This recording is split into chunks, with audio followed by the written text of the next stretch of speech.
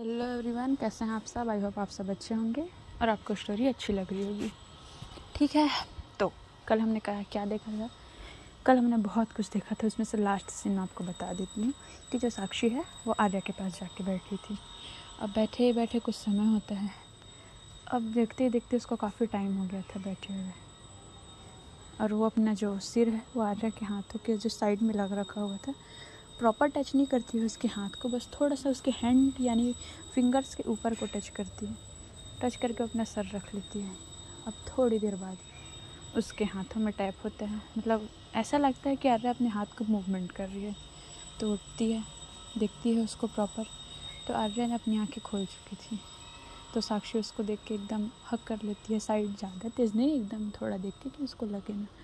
उसको हक करती है और बोलती है, आई एम सॉरी, मुझसे गलती हो गई, प्लीज़ मुझे माफ़ कर दो, मैंने तुम्हारे साथ बहुत गलत किया, प्लीज़ आई एम सॉरी, तुम ठीक हो जाओ। तो आर्या एक छोटा सा स्माइल करते हुए उसको देखते हुए बोलती है, बहुत समय हो चुका है अब इस चीज़ को, क्योंकि जिस प्रकार से मुझे लगी है, अब मुझे नहीं लगता कि मैं दोबारा बच सकती हूँ या जी सकती हूँ। तुम्हारा गुस्सा बिल्कुल जायज़ है, आई नो, मैं जानती हूँ मेरी वजह से तुम्हारा भाई गया, बट आई स्वेयर मैंने जानबूझ के कभी कुछ नहीं किया। वो सिर्फ एक केस था, एक इंसिडेंट था। अगर मेरा बस चलता तो मैं तुम्हारे भाई की जगह अपने आप को रखती साक्षी, आई स्वेयर।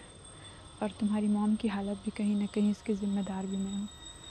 हो सके तो प्लीज़ मुझे माफ़ करना, और हाँ प्लीज़ अपना ध्यान रखना, और जिसके साथ भी तुम इंगेजमेंट कर रही हो उसके साथ अपनी लाइफ अच्छे से एंजॉय करना, प्लीज़ अच्छे से रहना और हमेशा खुश रहना।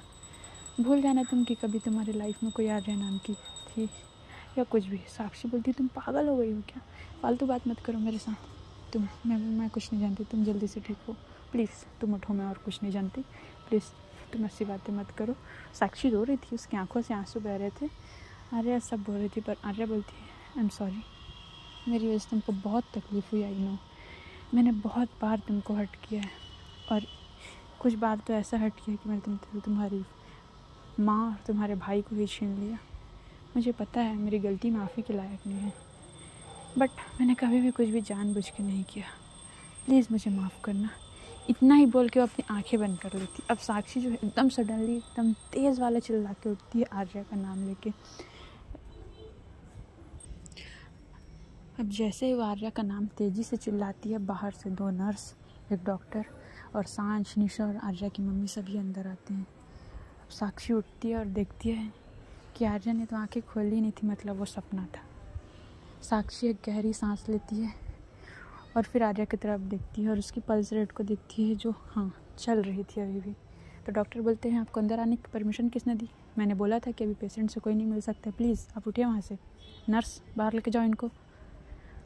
थोड़ा लाउडली बोलता है जो डॉक्टर था। साक्षी बोलती है, आई एम सॉरी डॉक्टर। इतना बोल के जो आर्या की मम्मी है वो साक्षी को लेती है और जाती है, उसको बैठाती है, क्या हुआ बेटा, और तुम अंदर कब गए। वो आंटी छोड़िए इस बात को कि मैं कैसे अंदर गई। तो बोलती है, ठीक है, बट तुम चिल्लाए क्यों, ये तो बताओ। फिर उसकी मम्मी को हक कर लेती है, फिर रोने लगती है, आंटी सब मेरी गलती है, सब मेरी वजह से हो रहा है। वो बोल रही है कि वो कभी नहीं उठेगी। आंटी प्लीज़, वो तो आपकी सारी बात मानती है ना, आप उनको बोलिए ना प्लीज़ उठने के लिए, आंटी प्लीज़। इतना बोल के वो रोने लग जाती। तो अब साक्षी जो है वो काफ़ी देर तक रोते रहती है। रोते रोते वो जो है आर्या की मम्मी के लैप में ही अपना सर रख लेती है और वहीं चेयर में ही हल्के से एडजस्ट होके वो लेट जाती है। और आर्या की मम्मी उसके सर को हल्का सा सहलाने लगती है। वो कब सो जाती है उसे भी नहीं पता चलता। अब रात तो काफ़ी ज़्यादा हो चुकी थी। अब जो आर्या की मम्मी है वो देखती है सांच की तरफ। सांच की हालत भी काफ़ी अच्छी नहीं लग रही थी, क्योंकि उसने ब्लड डोनेट किया था, उसके बाद शायद उसने कुछ खाया नहीं था। और वो खड़ी हुई थी साइड में, बैठी नहीं थी, और अनिशा साइड में बैठी हुई थी। तो साक्षी की मॉम आर्या को सांच को अपने पास बुलाती है और बोलती है, सांच घर जाओ, अच्छे से फ्रेश हो, 1-2 घंटे की नींद लो, उसके बाद वापस आ जाना बेटा। और सांच, देखो यार, मेरा कोई गलती नहीं है, ये जो पीछे डॉगी है ना, जब मैं कुछ करती हूँ, जब मैं पढ़ने बैठती हूँ तभी इसको भौंकना होता है, इसमें मेरा कोई गलती नहीं है, ठीक है। और अभी रात के बज रहे हैं 2 और वो भौंक रहा है, तो मैं क्या कर सकती हूँ उसमें, ठीक है। तो मेरे को कुछ मत बोलना। बैक टू द स्टोरी, ठीक है। तो जो आर्या की मम्मी हो सांझ को बोलती, सांझ घर जाओ, फ्रेश हो और आओ। पर सांझ मना कर रही थी, नहीं नहीं मम्मा मैं नहीं जाऊँगी। फिर वो थोड़ा स्ट्रिक्ट में बोलती, सांझ मैंने बोला नहीं, मैं यहाँ हूँ, घर जाओ, आराम करो थोड़ा सा, और थोड़ा देर बाद मॉर्निंग में आ जाना। वैसे भी सुबह होने में ज़्यादा समय नहीं है, तो जल्दी से जल्दी निकलो तुम। इतना बोल के और निशा को बोलती है, निशा तुम इसके साथ जाओ, इसका ध्यान रखना। इतना बोलने के बाद वो दोनों को भेज देती हैं। अब दोनों खड़े होते हैं। सांझ का बिल्कुल भी जाने का मन नहीं, निशा भी मना करती है कि नहीं आंटी हम लोग नहीं जाएंगे।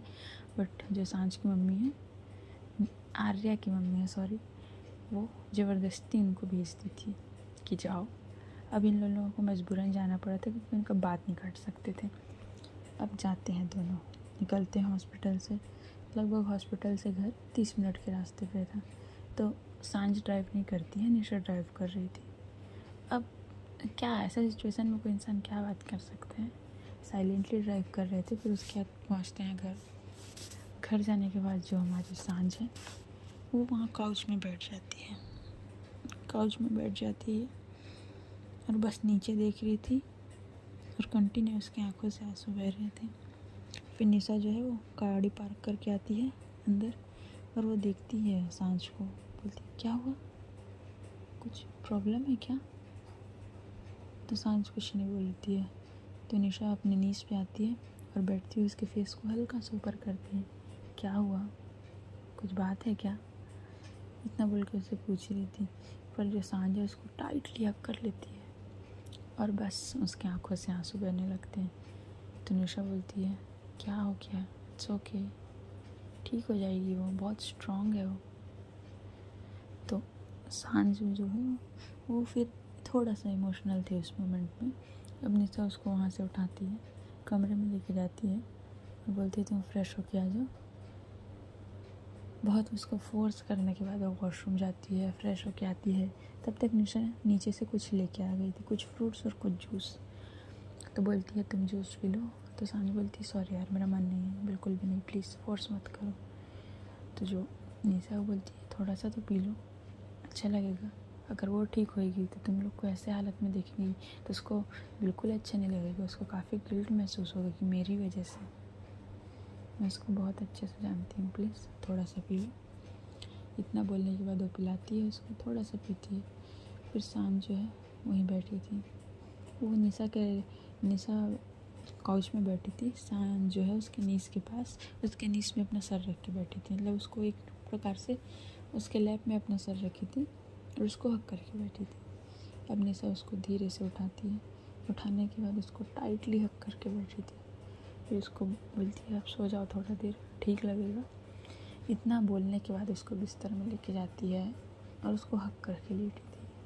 पर सांझ उसकी आंखों से तो नींद दूर दूर तक गायब, कुछ नींद नहीं था उसको। अब सांझ के माइंड को तो कहीं ना कहीं डाइवर्ट करना ही था, क्योंकि जब आप ब्लड डोनेट करके आते हो तो आपकी बॉडी को प्रॉपर एक रेस्ट की नीड होती है। उसके हिसाब से फिर आगे आपके बॉडी के जो ब्लड सेल्स होते हैं वो एक रिदम में चलते हैं, तो उसको रेस्ट की काफ़ी ज़्यादा ज़रूरत थी। तो जो निशा है उसके पास थोड़ा सा खिसकती है, खिसकने के बाद उसको हक करती है, उसके फेस को हल्का सा टच करती है। सांझ उसको देखती बोलती क्या कर रही हो तुम, बोलती है कुछ नहीं, मैंने अभी कुछ किया ही कहाँ है। तो सांझ बोलती है प्लीज़ यार मेरा बिल्कुल मूड नहीं है सब मजाक का, मेरा मूड बहुत ख़राब है, और तुम ये सब इतना ही बोलती है। उसके आगे वो कुछ बोल ही नहीं पाती।